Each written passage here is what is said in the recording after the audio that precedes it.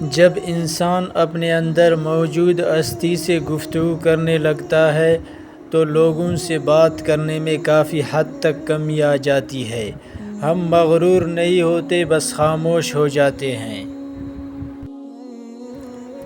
زندگی کا سب سے اذیت ناک کام مسلسل کسی لاپرواہ انسان کا انتظار کرنا ہے۔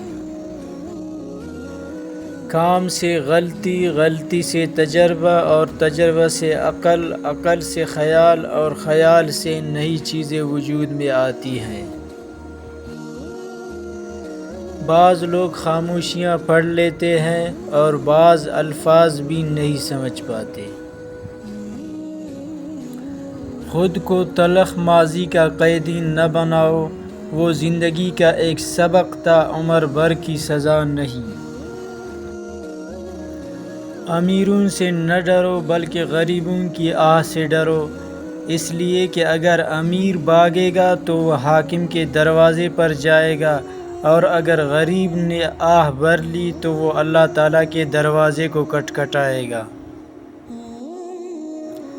یاد رکھنا، مکافات عمل یقیناً ہوتا ہے۔ جس طرح اس شخص نے آپ کی قدر نہیں کی، آپ کی محبت کو نہیں دیکھا، جب اس کو کوئی محبت کے بدلے محبت نہیں دیتا، ان کو کوئی توجہ نہیں دیتا، تو تب آپ اس کو شدت سے یاد آنے لگتے ہو۔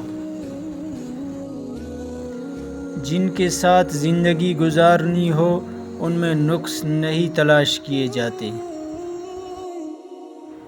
اس شخص کو کوئی نہیں بدل سکتا جس شخص کو اپنے اندر کوئی غلطی نظر نہ آتی ہو۔ منزلیں کبھی کسی کے گھر جا کر حاضری نہیں دیتی، راستوں پر چلنے ہی سے راستہ نکلتے ہیں۔ جب تمہارے رشتہ دار تمہاری تعریف کرنے لگ جائے تو سمجھ جاؤ کہ بہت جلد تم ناکام ہونے والے ہو، کیونکہ یہ خبر تمہارے دشمنوں تک پہنچنے والی ہے۔ ہر انسان اپنی زبان کے پیچھے چھپا ہوا ہے، اگر اسے سمجھنا ہے تو اسے بولنے دو۔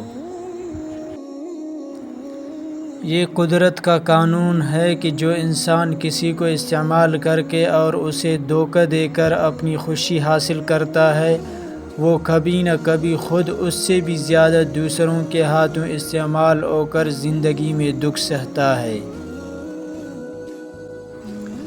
دنیا تعلیم یافتہ لوگوں سے بھر گئی مگر انسانیت سے خالی ہو گئی۔